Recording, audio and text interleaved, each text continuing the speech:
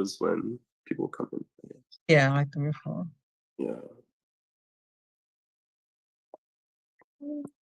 Welcome, y'all. Welcome. Feel free to engage with the emojis in the chat. Get off the mic, say hello.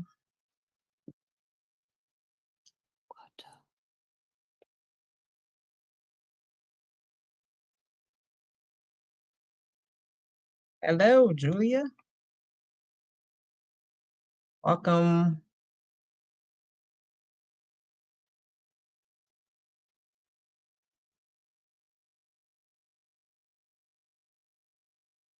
Get a snack, get some water. I got some water right here.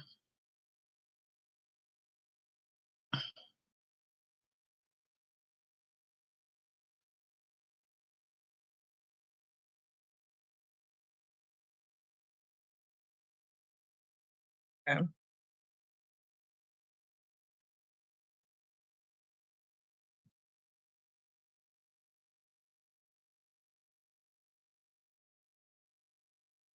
Oh, 10. Okay.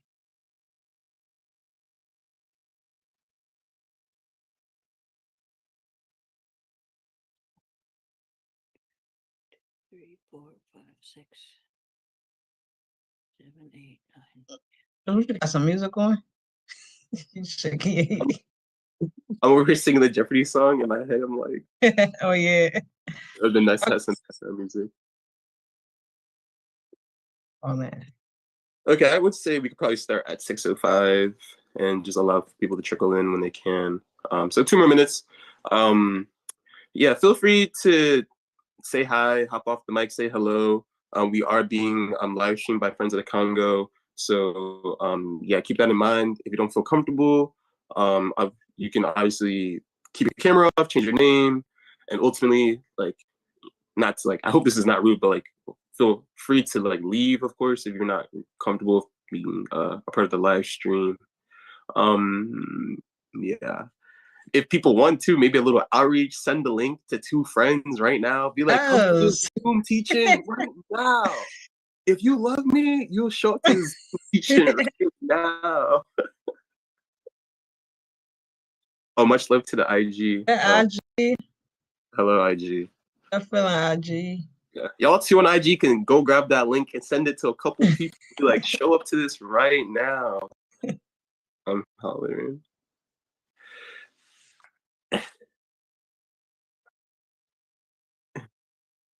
I wonder if it's on art. Okay, Kristen said okay. Mm-hmm. I think we good though.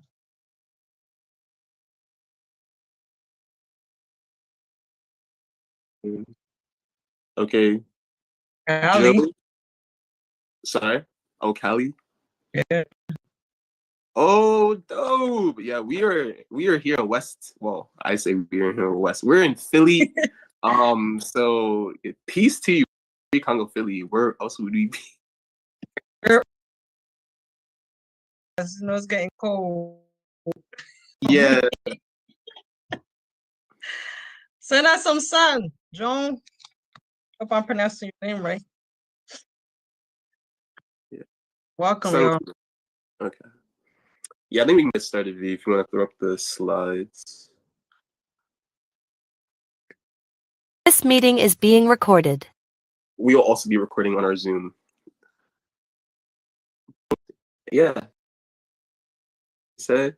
Of course, again, if you don't feel comfortable being recorded, you don't have to have your camera on. You can change your name, and like you can still have the ability to get access to this information. So yeah.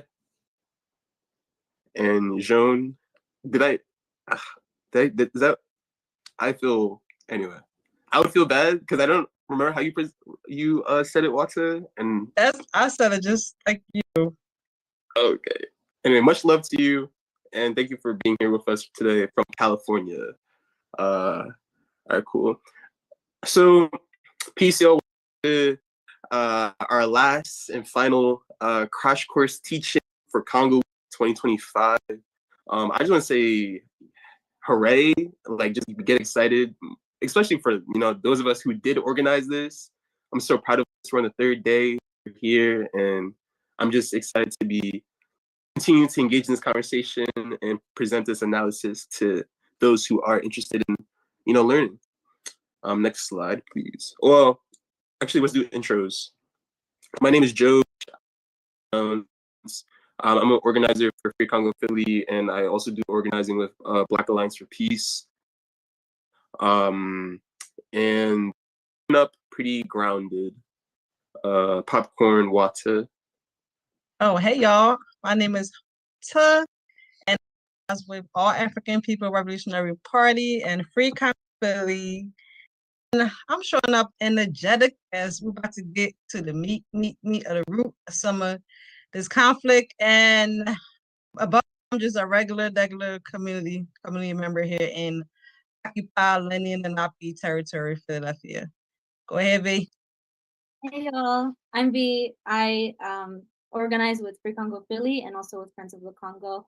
And I'm showing up ready to throw a lot of information at y'all, so get ready. Shit. Thank you guys for introducing yourselves, and Wata for acknowledging the land that we are able to do this organizing on, the Lenape lands. Obviously, I think that there's a lot of connections between just like the denial of sovereignty in Africa, and then obviously here in the America, the continued practice of the settler colonial project and the denying of the indigenous here to live freely and amongst the land that they used to live. So in terms of Congo Week, we have 2 more events after today. We have a film screening on Saturday, the 25th. We'll be screening the soundtrack to a coup d'etat, and we'll also be having a discussion as well. This movie this movie talks about the assassination of Patrice Lumumba and just the role of U.S. jazz in that too. Very interesting film, and we'll also be providing light food and refreshments. On Sunday, we'll also be having a community building event. This event is going to be more tailored towards those who are, involved, trying to be involved, but just, if you are presently living in this reality of violence, witnessing the genocides in Sudan, Congo, Palestine, we see escalations in Haiti and all over the world, but, a space for us to, navigate that in a way, engage in some type of community healing, and then how do we manifest the means to deepen our relationships, figure out what's the best way for us to organize collectively moving forward as well. So yeah, that's gonna be a good event. We'll have interpersonal games as well, not interpersonal, interactive games. We'll also have food. Yeah, please pull up. And strong notes, masks are required for both events, but we'll also be providing masks. And yeah, now we'll also be talking about fundraising, which I will hand it off to Vivara, hand it off to Wata. Yeah, as a part of Congo Week, we will also like to extend, some material support to folks on the ground who are internally displaced, about 7 million of them, women and children. Most importantly, to this organization who's doing like absolutely amazing work, the Synergy, the FEM. You could find more information about them when you click this QR code. Essentially, they're providing medical, psychological, social, and legal support to women in the eastern province of the Congo who have been victims of sexual violence. So collectively, as an extension of this action, because Congo Week is an action too, and collective learning and raising our consciousness, extension of that is to also engage in action. And these are one of them. Want to extend out to you guys to please donate whatever you can in your capacity. We have 2 choices here. We have Cash App and Venmo, and when you take a picture of the link, it should take you right there. And we thank you in advance for engaging in this action with us. Sure. Thank you, Wata. Yeah, I guess we should just up for like 30 seconds, give people an opportunity to donate. Yeah.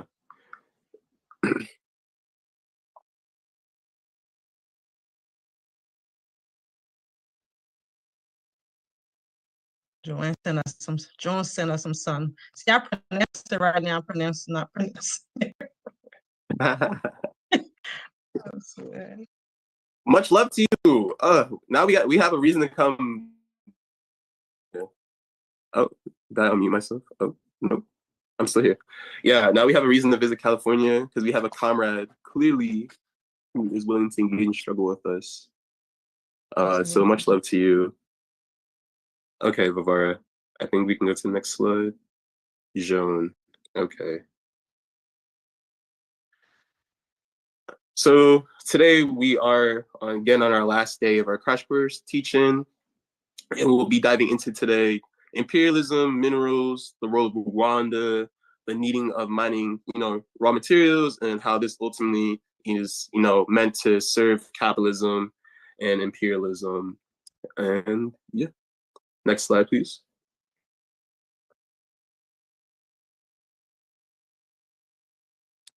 So I'm just gonna quickly go give like a brief, we'll be diving more into this later, but just some current happenings that are taking place in the DRC.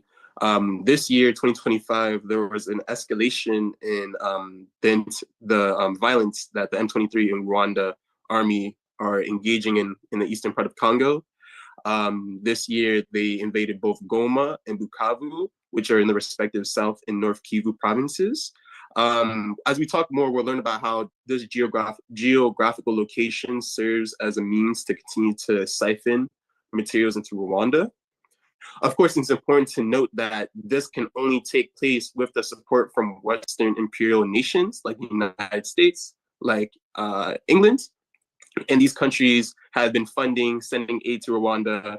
And via UN reports, we know that this aid is being sent into the Rwandan army and being used to fund, the M23, provide them weapons, training. And again, it all serves to continue to allow for conditions to have materials as cheaply as possible into international markets. And then ultimately, we talk about how does this impact the Congolese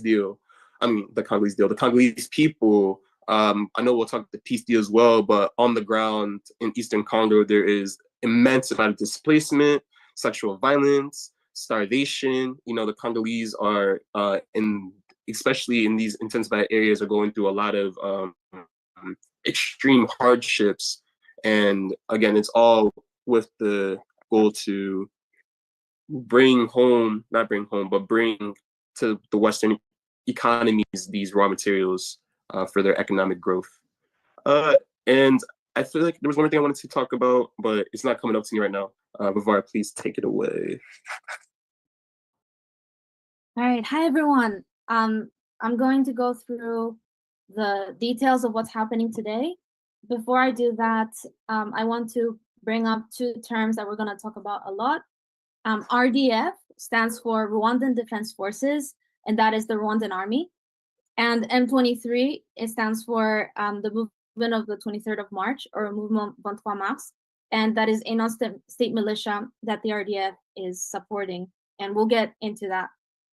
In addition, firstly, feel free, if you have questions, feel free to throw them in the chat, and I'll pause at one point and ask if people have questions. This is going to be a lot of information. And before I get into it, I want to emphasize that even though I'm going to talk about the most recent events and things that have been happening this year, this genocide has been ongoing for the last 30 years at least. So since the Rwandan genocide, if you were here on day one, we talked about the Rwandan genocide, and that was kind of the start of all this violence in the eastern provinces of the Congo, especially. So I want to emphasize that this is not new. This has been going on for a long time. So let's get right into it. First, I want to go through some predecessors of the M23. The M23 is the latest rebranding of a number of militias that are supported by Rwanda. So first, we have the RCD. It stands for Rally for Congolese Democracy, and they were active in 1998 until 2003, so basically during the Second Congo War. So they ended with the Pretoria Agreement. That's when the peace agreement that ended the Second Congo War brought them into the Congolese government. They became a political party, they became part of the army, and that is how the RCD ended. Now, Rwanda used the RCD to profit from Congo. So just to show an example of how much they profited, this is just coltan, by the way. The Rwandan army made an estimate of 62,600,000 in profits from coltan mining in 1999 alone. The Rwandan army and the RCD Goma is one faction of this militia. Together, they made an estimate of $10 million in profits just from coltan mining in 2000 alone. And all armed groups combined made an estimate of $11,800,000 in profits from coltan mining in 2008. So this is how much these militias and the countries backing them and directly supporting them are profiting from Congo's resources. Then in 2006, this man to the top right, Laurent Gunda, he put together a new militia, the CNDP, which stands for National Congress for the Defense of the People. They were active from 2006 until 2009, and they ceased to exist with the Goma peace agreement, which was signed on March 23rd, 2009, and that will become relevant in a second. They became, in turn, also a political party and got incorporated into the Congolese army. And again, Rwanda used the CNDP to profit from Congo's resources. And as you can see, I want to point out there's a bit of a cycle happening here. So you have a militia that Rwanda backs, then there's a peace agreement, they get incorporated into the Congolese army, and then a few years later they defect. That's the militia that Rwanda is funding. And the same thing happened again with the M23 now. So that's why we call the RCD and the CNDP their predecessors. So who are the M23?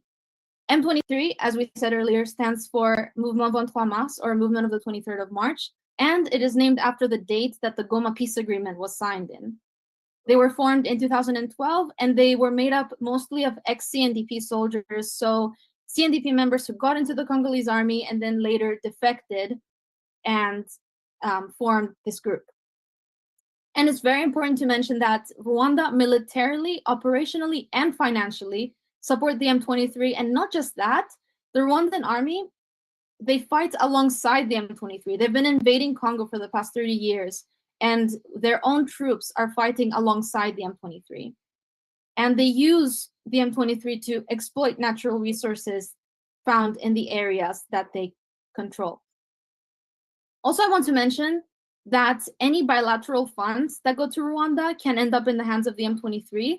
And that's because Rwanda is a very militarized state. And even if money is sent to them for the most innocent sounding purposes like agriculture or anything like that, they can shift money around easily. So the money, a lot of that money will end up in the hands of the M23.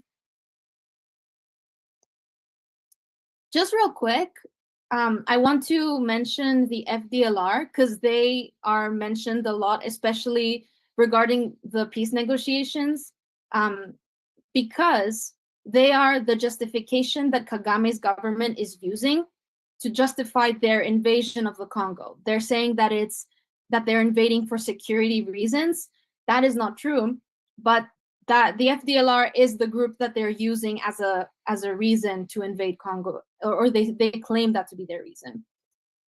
So the FDLR stands for the Democratic Forces for the Liberation of Rwanda, and they're essentially the remnants of the Hutu Rwandan government and the Hutu extremist militias that perpetrated the Rwandan genocide. After the genocide, when Kagame's government took power, they fled into Eastern Congo, and then they regrouped there, and that's what the FDLR are. And it's important to say that they currently pose no threat to Rwanda. They are very weak right now. And also, this was like more than 30 years ago. The people who were in the FDLR at the time, all of them have died off. And the militia itself has been weakened a lot. So they currently don't actually pose an existential threat to Rwanda. However, and also Rwanda has had opportunities to go in and capture them and eliminate them. But they don't want to do that because they're using them as a justification to invade Congo. The RDF and the M23 captured Goma one time before. This was in 2012. And what happened in 2012, and this was November 20th, 2012, is that they were only able to capture Goma for a week, and only Goma. They didn't go to Bukavu. And they had to withdraw because of pressure from the international community. And the pressure was put on Rwanda, not the M23 by itself. The pressure was put on Rwanda because, Rwanda is the lifeline of the M23. So the M23 withdrew from Goma a day after the British government announced that it would freeze aid to Rwanda following allegations. And in 2012, before they took Goma, the United States, Germany, Sweden, the UK, the European Union, the Netherlands, and even the World Bank suspended $240 million in aid to Rwanda. So that's why they had to withdraw. But today things are different. This time, the M23 are a lot more organized and armed. There is a lack of coordination between regional and international actors regarding putting pressure on the Rwandan government. And in addition, Paul Kagame, again, he's the president of Rwanda currently, he has become a useful ally to key Western powers in exerting Western influence over the African continent, making them stay silent and overlook the crimes against humanity and war crimes that he is responsible for. After this, the M23 was temporarily defeated, and they were a lot less active for a number of years, and that leads us to 2021, where they made a comeback. So why did they make a comeback? President Tshisekedi, who's the current president of Congo, made a deal with President Museveni of Uganda, deploying Ugandan troops in Congo to fight a militia called the ADF, and also for the reconstruction of key roads from Uganda into DR Congo. Around that time, President Tshisekedi also made a deal with Burundi to deploy Burundian troops into South Kivu, and Rwanda was not included. So the Rwandan leadership was annoyed. They thought that they were being isolated since Uganda and Burundi had deals to be in Congo, but Rwanda didn't. And according to a former Rwandan official, Paul Kagame had said, "We are not invited in the Congo. We shall go there uninvited." And that's when the M23 became more powerful. By the way, the notion that Congo has not been cooperating with Rwanda is completely false. During Joseph Kabila's time, so that was the former president of Congo, Rwanda had joint operations with Congo against the FDLR. And these operations, some of them were called Kimia 1, Kimia 2, and Umoja Wetu. Rwandan troops were permitted and invited by the Congolese government to enter Congo to hunt down the FDLR. And in 2019, Kabila invited Rwandan troops into Congo to kill the leadership of the FDLR, and they did. So how does Rwanda take Congo's resources through the M23? So this is how it works. Firstly, the Rwandan army and the M23 invade and capture land. They occupy territory. Then civilian companies do the mining. Joe, do you raise your hand? Keep going. But I was gonna say maybe we should offer people the ability to like ask questions. Be like, Yeah, oh, I will at one point. yeah, but finish what you're. Let me see if people asked anything in the chat. Okay. All right. Yeah, there will be a point where I'm gonna pause and I'm gonna ask for people for questions. Okay. So I'm sure you have heard about children mining and the terrible conditions. This is where that happens over here. So the army themselves, the Rwandan army and the M23, they just ensure the secure passage of resources and they escort. They don't really do any of the mining. Then the minerals are smuggled from Congo into Rwanda and they're sold to multinational corporations that are ready to buy as Rwandan. So this is how Rwanda currently is the highest exporter of coltan globally, surpassing Congo. Now, for context, Rwanda is this tiny country here in orange, and Congo is this big green country on this map. So how can a country that small produce more coltan than a country that big, that is resource rich? And Rwanda doesn't, I think they have some coltan mines, but they don't have, I don't think they have many active coltan mines at all. So In 2023, oh, of course, it's because they looted from the Congo. In 2023, DR Congo exported 1,918 tons of coltan, while Rwanda exported 2,070 tons. In addition to 2023, Rwanda exported more coltan than Congo in 2014, 2015, 2017, and 2019. So you can see this has been going on for a long time. And I also want to emphasize that the Rwandan army never actually left Congo after the Second Congo War. And there's a lot of evidence that shows that. There are UN reports, there are many different kinds of reports. In addition, there are photographs, investigative journalism. These photos are an aerial view of Rwandan soldiers inside Congo, and they are from a investigative journalism website. Okay, so now I will pause and ask if people have questions. Do people have reflections? I'm gonna remove the slides. Let me see. But yeah, feel free to hop on mic. Feel free to type in the chat. I'll give a few minutes. I would say Jade said, and I'm going to ask this to you, Vivara, just to clarify, are the civilian companies doing the mining Rwanda or Congolese?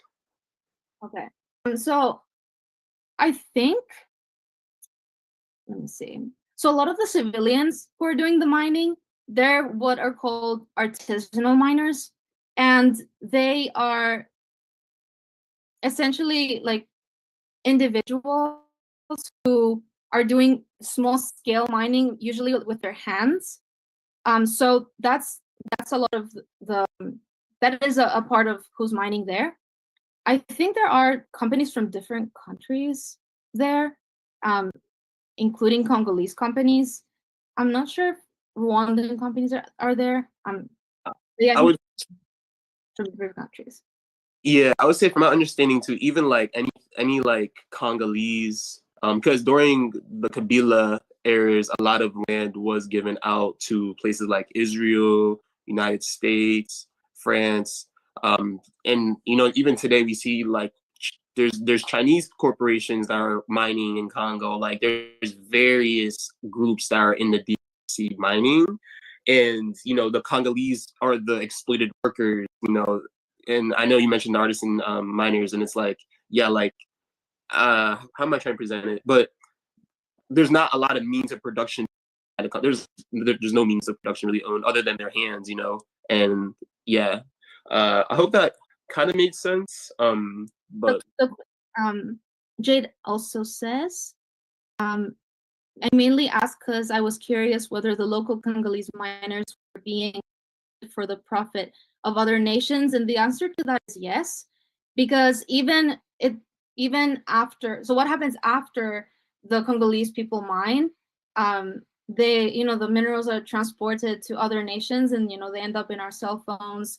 It's the billionaires that are profiting the most out of all of this, and it is also countries like Rwanda who are profiting a lot from this, who are smuggling minerals outside of Congo. So they absolutely are. And in addition, a lot of the workers, there's a lot of slave labor, a lot of child labor that takes place, especially in militia occupied territories.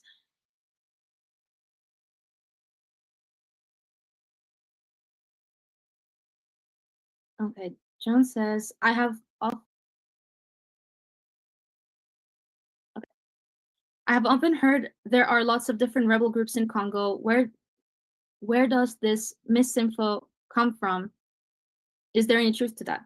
Yes, it is true. There are many rebel groups in Congo, and there are different rebel groups that are supported by different nations. Can I use this proxies a little bit? And there are some rebel groups that are more powerful than other rebel groups, and they've occupied more land than other rebel groups. But it is true that there are many different rebel groups in Congo. But also they're not acting alone. They're acting. Some of them support the Congolese government. Some of them are completely doing their own thing. Some of them, are funded by Rwanda, obviously, and Uganda. But the thing that they do have in common is that they exploit resources. They all try to capture some land so they can exploit the resources. Question from Instagram. What countries back Rwanda? Is Rwanda exploiting from the Congo similar to Israel exporting stolen diamonds? Yes, it is. It is. And countries that back Rwanda include, I think, even Israel itself. But of course, the US, you have European countries that are backing them. France, England. Yeah, so the biggest donor of Rwanda, though, is the US.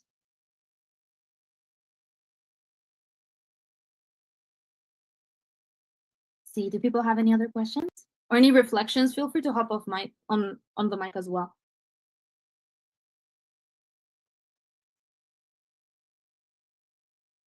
I would even add to the question. Actually, what are I was gonna say something and then I read the question, and I feel like we're gonna dive into that a little bit more when we talk about the peace deal, because yes, the Congolese elite are very complicit, and we will not shy away from, you know, being critical of their role in, you know, upholding these neo-colonial conditions. But I think unless Wata V you want to respond, maybe we should keep. Okay.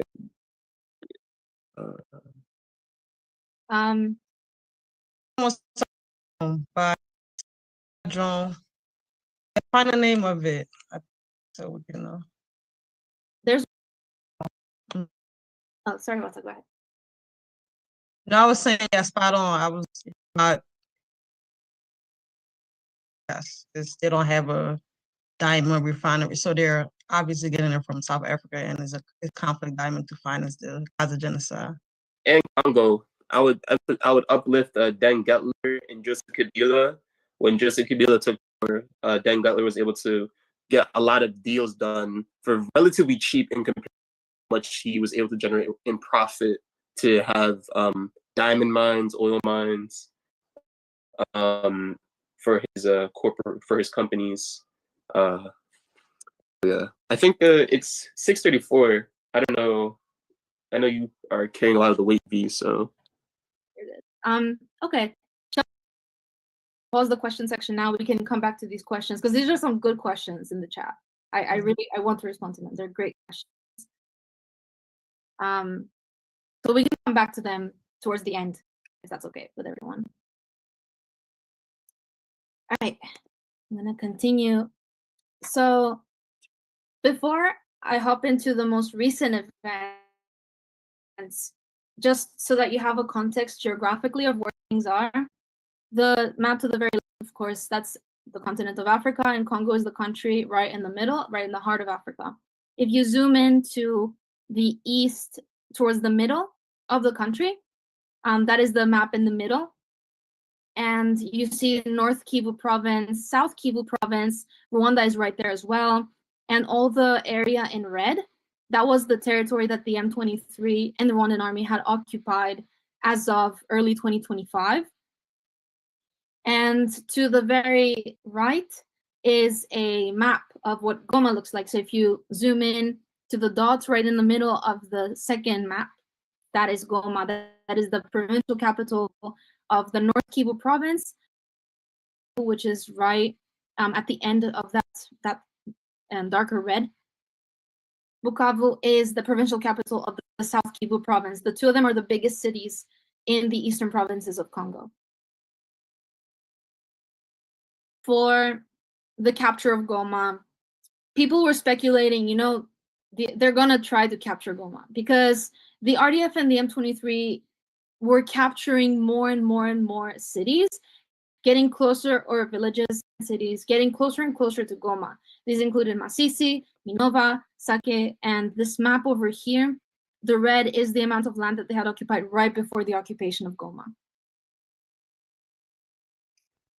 Then on January 25th to 26th, 2025, the M23 and the RDF invaded Goma.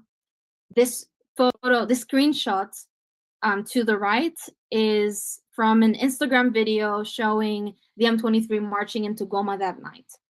On January 27, 2025, it was announced that they had seized Goma. And the M23 at the time was backed by about 4,000 Rwandan soldiers, according to UN experts.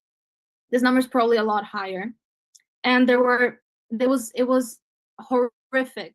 There were dead bodies on the streets, hospitals were overwhelmed, and the Congolese army, South African soldiers, the UN, and the Wazalendo, who are a freedom fighting group that are helping out the Congolese government from time to time, they were all fighting back against the M23 and the Rwandan army. And what ensued was a serious humanitarian crisis, which until today. So as you can see, Goma is to the east is Rwanda. So Rwanda was invading from the east. All the land in the north, the M23 had captured. So the M23 was invading from the north, and south is Lake Kivu. So the 2 million people in Goma were basically, if they wanted to flee, they could flee from the lake, but the lake is very dangerous. And a lot of the people in Goma are in refugee camps because they have fled to Goma from the towns and villages that the M23 violently raided and captured right before. So a lot of people are living in refugee camps with, tents, and sanitation is not great. Of course, as soon as, especially, this was exacerbated by the occupation, food supplies were running dangerously low. There's a shortage of water, electricity outages, phone services were down, internet was down. In addition, happening because the M23 has invaded and occupied the Goma International Airport. So it's really hard for any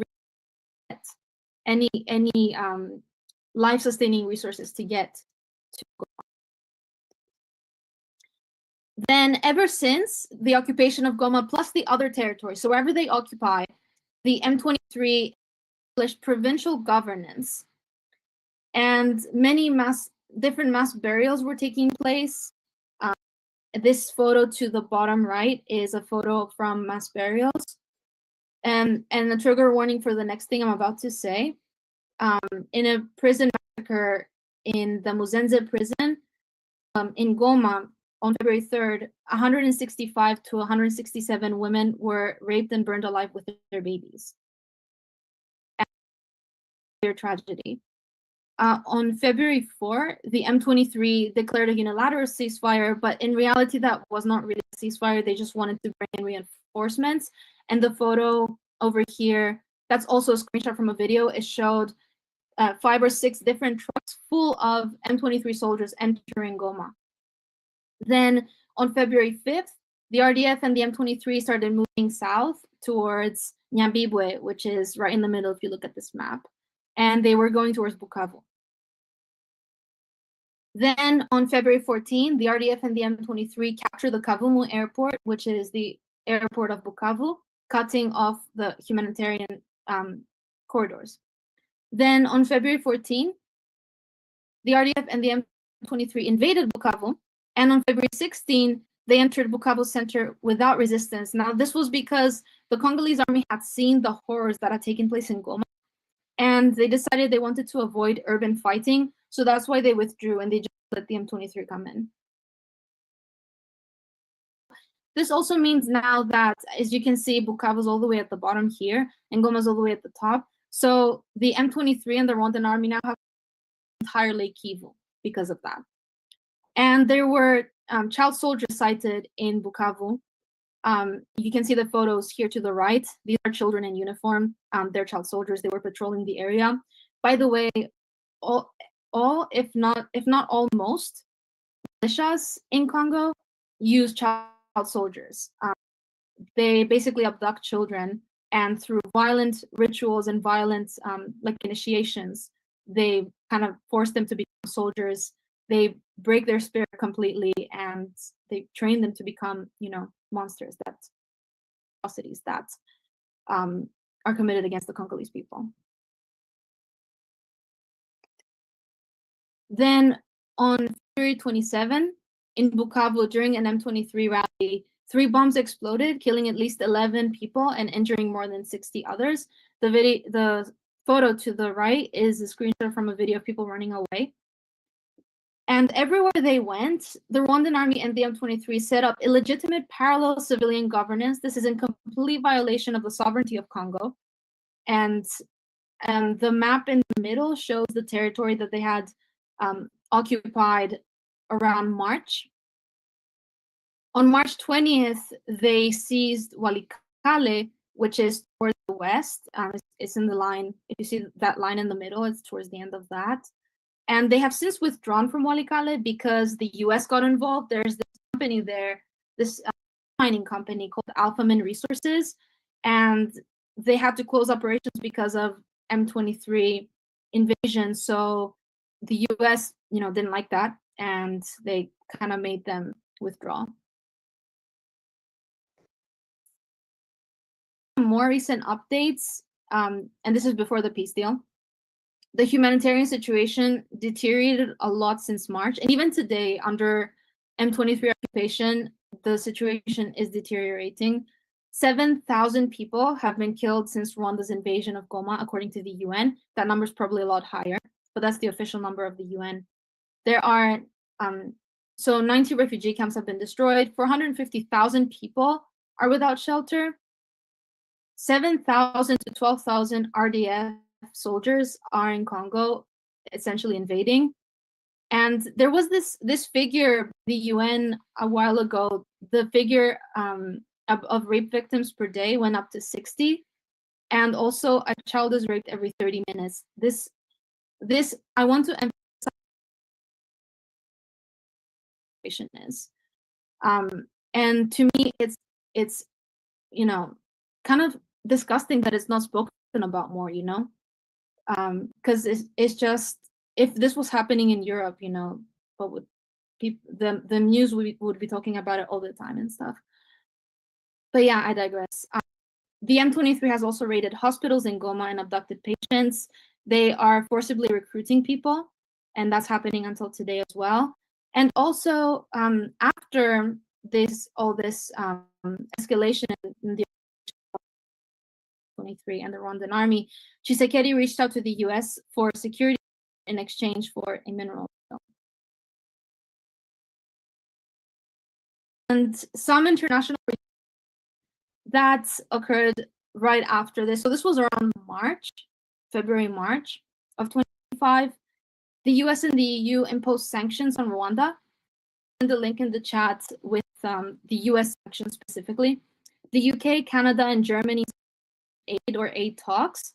On February 20th, the US sanctioned war criminal James Kabarebe. He is part of, he's been with the Rwandan government for a while, and he has been responsible for the killing of thousands, if not millions, of people since the Second Congo War. So he's a serious war criminal. Finally, the US sanctioned him. Then on February 21st, the world unanimously voted. So the UN Security Council voted unanimously 15-0 in resolution 2773, calling for an immediate unconditional withdrawal of all Rwandan soldiers from Congolese territory. And I want to emphasize Rwandan soldiers, not the M23, because we know that the lifeline of the M23 is the Rwandan army, is Kagame's government. So unanimously, this resolution calls for Rwanda to stop its aggression on Congo. And also on April 25th, there was the Declaration of Principles. The photo up here basically shows, when that was signed. The Democratic Republic of the Congo and Rwanda sets a goal of drafting and signing a peace agreement by May 2nd. This, of course, did not happen. And this conversation was led by the US. There has been a peace deal since then, and my comrade Watts is going to talk about it.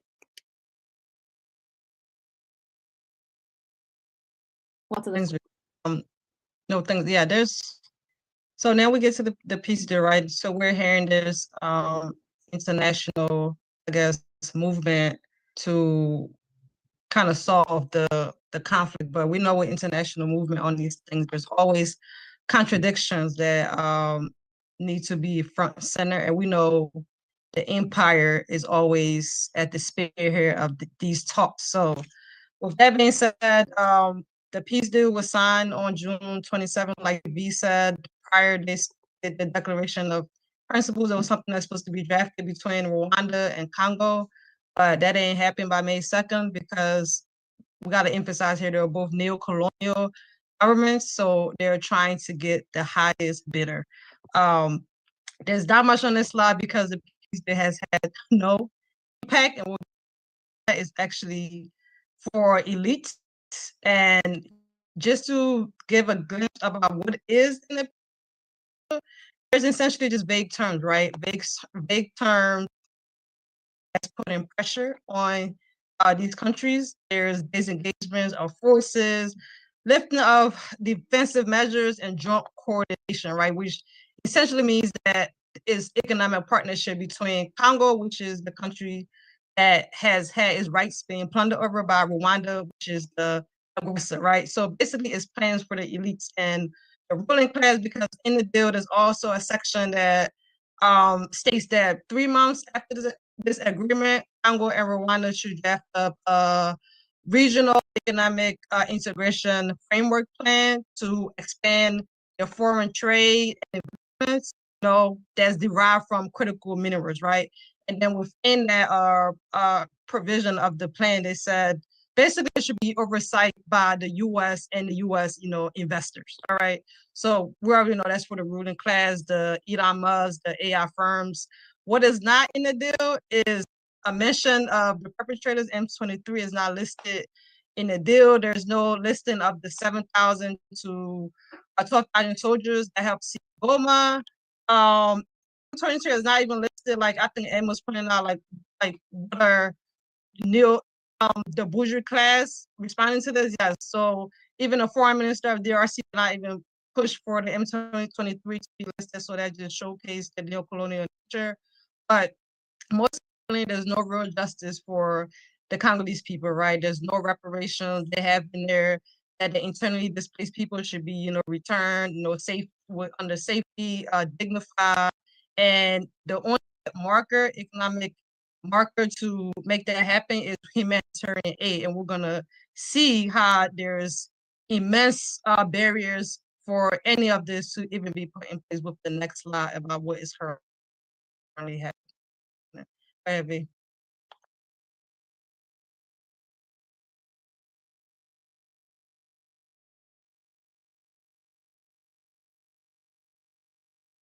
Earlier, the mentioned two different things about the peace deal.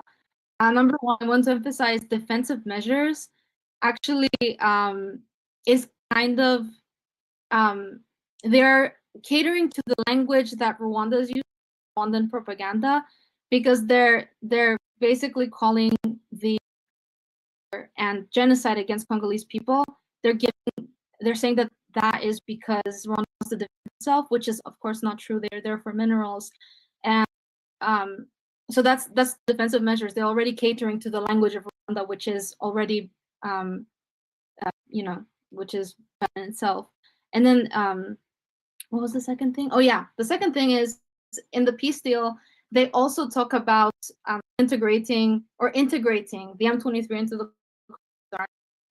And as we have seen from her works, so that's the other thing that was on the deal. All right, what's up? The floor is yours. Yeah, let's get more into this ineffectiveness. So how long it's been? Is July, August, September, October. The M23 is still occupying Goma. Okay, this peace deal was drafted in June. In Bukavu and surrounding territories, they have even established that, like you were saying, is independent and is against international law on the sovereignty of the Congo. And these political branches are called AFC, or Congo River Alliance in English. And they've been spreading like wild propaganda, right? Saying that they frame their invasion and occupation of these territories as liberation, stating they have brought stronger security, development projects, and better services than the Congolese government, right? That control the land before them. So we know that is totally debatable. We're going to see here, right? The situation is still dire. There are deteriorating conditions. Some of the masses of people have stayed. The occupation is still immense. Like men of all ages are being abducted, mostly like younger men though, but they're being abducted and forcefully conscripted into the M23, right? And if they disagree or push back, they will be killed. Journalists, people are being abducted from civil society. They're being killed. They're being assaulted. Their homes are being, and the RDF plays a role in this. Not just the M23. The RDF have been assisting the M23. They've also been training the men who have been forcibly conscripted and also making them undergo like ideological training, right? So indoctrination for them to come to believe that Rwanda claimed Goma and Bukavu belong to Rwanda, that Goma and Bukavu belong to Rwanda. So when we think about assault and genocide, we have to think about all of that too, how they psychologically shape people's minds, not just like physical terror. So many people have died from all of this, either from being whipped or beat. There's still security issues, right? So M23 can't claim, the place is more secure, but local media report there are bodies found in the streets with witnesses claiming the corpers were armed men in civilian. And when a place is destabilized to that extent, right, there's an economic crisis. Businesses have been looted, banks have been shut down. The militia in Texas on traders and businesses, and they're cut to international aid, notably by the U.S. They're cutting, international aid and forcing many relief organizations to shut down or reduce operations, right? Costing thousands of jobs that many families have relied on. So if they're in that piece there, they're saying humanitarian aid will get, people situated in there. They're cutting that aid. So this peace deal is not, because it's not successful because of implementation challenges or whatever. It's just not effective because it's for the ruling class. It's not for the justice for the Congolese people.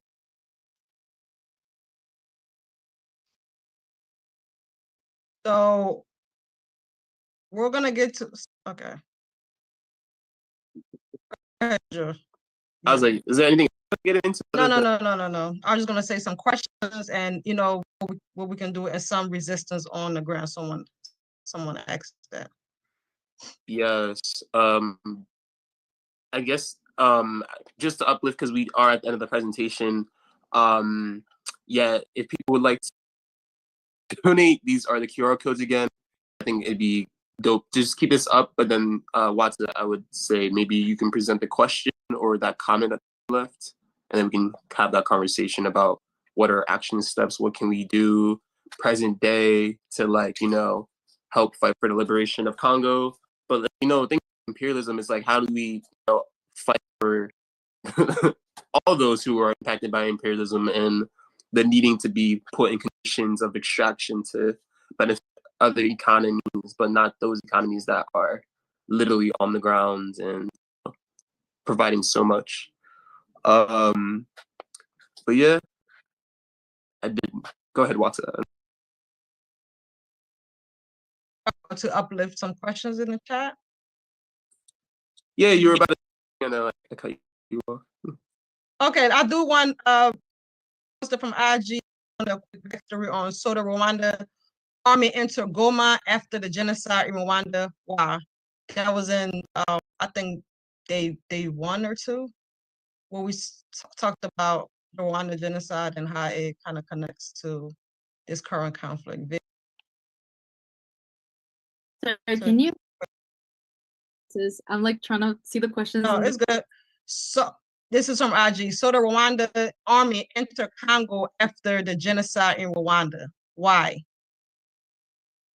Yeah, sure. I can give as fast as possible answer to that. So, the Rwandan army has after the Rwandan genocide, there was the first Congo War where the Rwandan army invaded Congo together with the Ugandan army, and they essentially went and killed like all the Hutu refugees that had fled from fearing a counter genocide.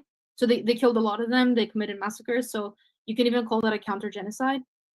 And then afterwards, they had a period of time when the first Kabila, so Laurent Désiré Kabila, was in power, where there were, because they helped him get in power, they had their influence in the Congolese government. They had officials who were Rwandan, officials who were Ugandan in the Congolese government.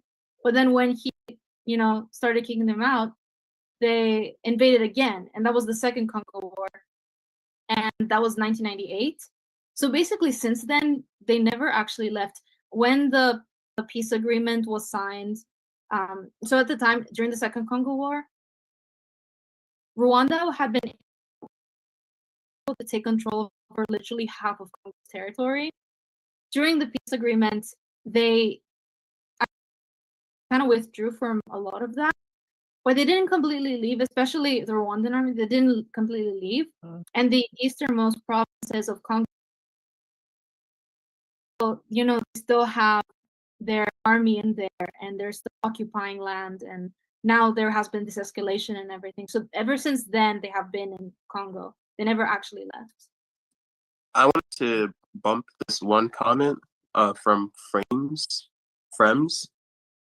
Do we know some people are organizing on the ground / amongst the masses, either in Congo or Rwanda, against the exploitation of the Congolese mineral resources and the genocide by the M3 and the RDF?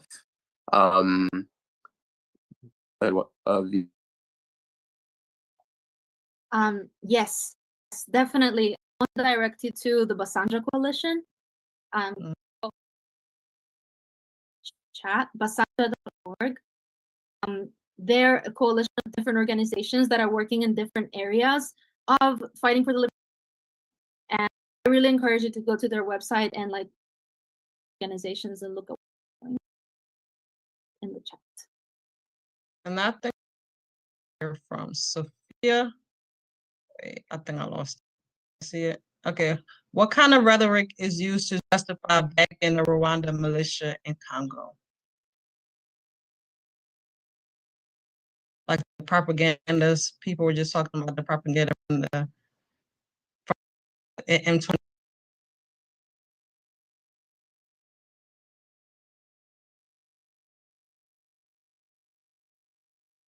Thinking about like some stuff you see on like IG or social media about how Rwanda is being developed. These are people that have suffered from like a long-standing conflict of like the genocide, right? So if a neo-colonial leader is showcasing like kind of shifting the conditions for the people, but that's so is that gap in knowledge about where is all that development is coming from, right? So that's the gap in knowledge that we are trying to provide here. Anything y'all want to add to that about how some of that rhetoric we hear about how this invasions are being justified?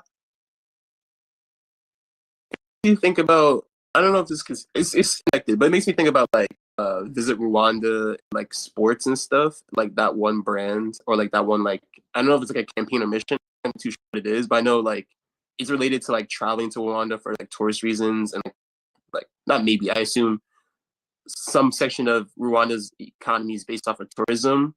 But like I think about how like almost like how many other places have like a Visit Us, that's like so like put on, like Arsenal, for example, sponsor Visit Rwanda. I think Bayern Munich also do it too, but I know various soccer clubs do it. But I'm just like thinking like how that like almost like puts an inherent like this like idea that this is like someplace that's like good or like worth traveling towards. Not saying it's not, like Rwanda outside the isn't, but like thinking about how it's obviously utilized by the government as a means to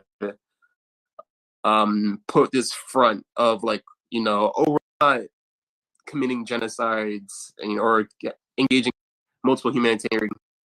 But yeah. In addition, of course, they're using the justification of the FDLR being in Rwanda and calling what they're doing defensive measures, and calling it a defense. Kind of like how Israel's saying that they want to defend themselves. It's a similar situation where Rwanda's saying they want to defend themselves and they're committing a genocide in the process. And also, I sent in the chat, but for the people on Instagram, I'm going to say what it's called, forbiddenstories.org. They have a list of articles. They have like a series that is focused on Rwanda. They're basically exposing the Rwandan government for a lot of different things, including their propaganda, including that they have been inside Congo, like sending troops into Congo to basically die. And yeah, I really recommend that website.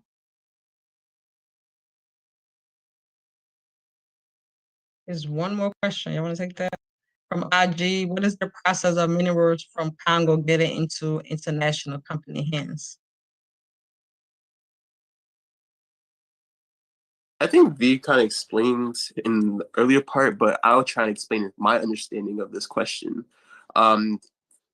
Specifically in a condition where this mine is controlled by, like, let's say, like a rebel group, the exploited Congolese workers obviously are extracting these materials. And then, oh, sorry, I'm just read Jones' question. Yeah, they extract these materials. And then depending on, you know, how courteous the rebel person who's collecting it is, they can give them a very small amount of money for it or give them nothing at all, and then take this raw materials.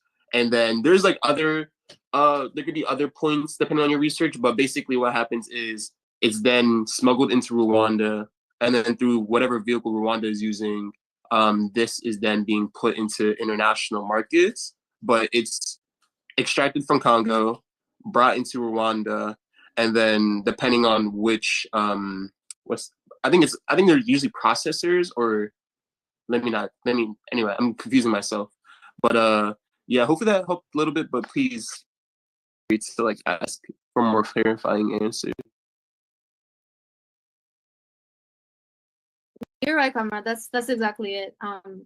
They send them, I think, to like China and different places that are processing the metals, and then afterwards, it's a chain, a supply chain, and the end results are, you know, big companies like Apple, Tesla, a lot of different big companies. And I can share an article. Actually, I'm going to share a document that the three of us put together about that has a bunch of resources that you can read more. And one of the articles in there is companies are benefiting the genocide in the Congo.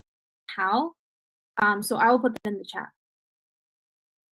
And y'all know about the comment John put up about Neptune front film? I'm looking at it. I haven't heard of it yet. Did you hear anything, John? I haven't heard anything about it, but it could be an interesting watch. Yeah. Not interesting, but like just interesting in being like, oh, what propaganda are they trying to serve up right now?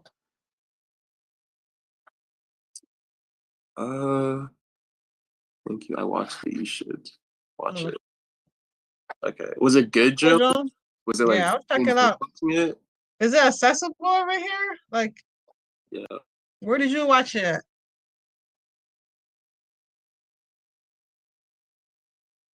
Thanks so much. Okay, the website. Nice. Thank you. Okay. I think if we don't have any more questions or reflections, maybe we should end here, unless Vivara Watts, are you thinking there's anything we should discuss?